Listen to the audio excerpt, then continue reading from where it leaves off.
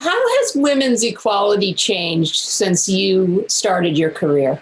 Well, it depends on the country, but certainly in Europe and in the United States, although there's still a lot of gender inequality, nevertheless, there are women in just about every business, they're everywhere. I mean, they can get into business, they can become engineers, they can become astronauts, they can dive deep in the ocean. They can do things that it used to be thought only men could do. And so there's a huge change there, even though there's further to go. And countries like Tanzania, in the rural areas, it's very traditional. And still parts of Kenya and Ethiopia, there's female genital mutilation, although that's beginning to change. And we've had quite a major impact on this in Tanzania, because it was when I was flying over the tiny Gombe National Park, where, by the way, we still study the chimps. We just celebrated our 60th anniversary. And it was when I began in 60, it was part of a great equatorial forest belt stretching across Africa. But by the late 80s, when I flew over in a tiny plane, it was shocking. I was looking down at a very small island of forest surrounded by completely bare hills, clearly more people living there than the land could support, too poor to buy food from elsewhere, struggling to survive. And that's when it hit me. If we don't help these people find ways of making a living without destroying the environment, then we can't save chimps, forests, or anything else.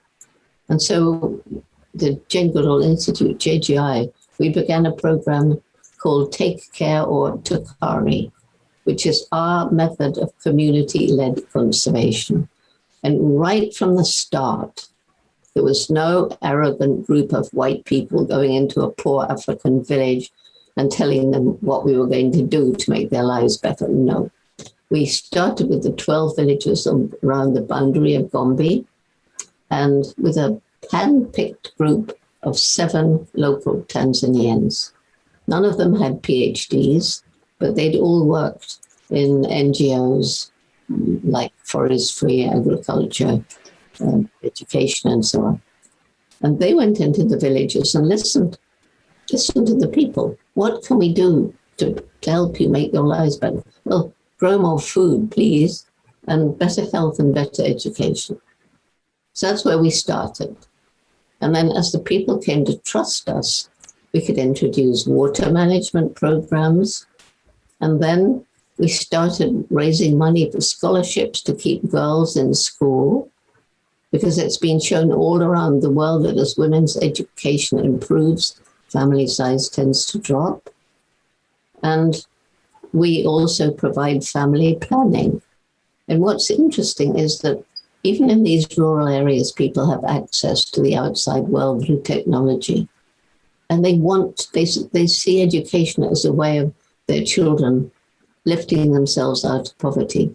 Well, the average number of children a woman was having was 8 to 10 when I arrived. But they can't afford to educate that many children. It's not cheap. And so they was so welcoming of family planning. And even the men, that was a surprise to us, but they came and asked for vasectomies because they couldn't afford to keep more children.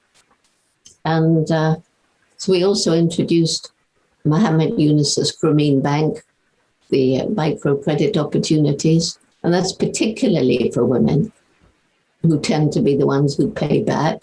The men tend to get all excited when they've been successful and go and drink with their buddies, in the beer bars.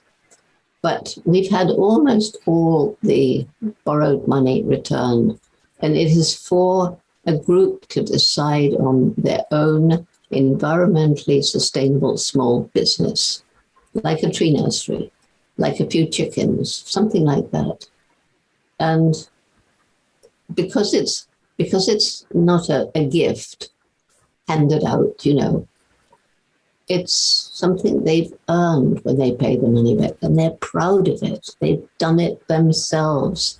And I think that is just so important, a sense of pride and ownership.